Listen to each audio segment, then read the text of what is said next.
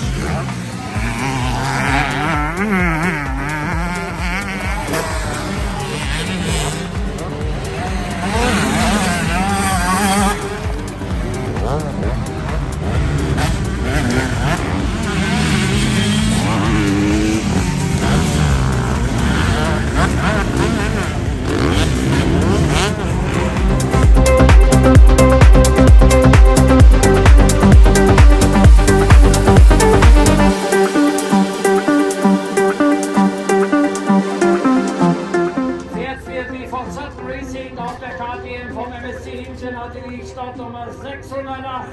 Hier sollte Felix Melnikoff kommen. Felix. Wie war denn zufrieden? War auch im zweiten Lauf zu Anfang nicht ausgefallen? Ja, also Marc hat ja gut angefangen mit dem Zeittraining auf dem ersten und im zweiten Lauf und so war es und dann ja schnell gestartet.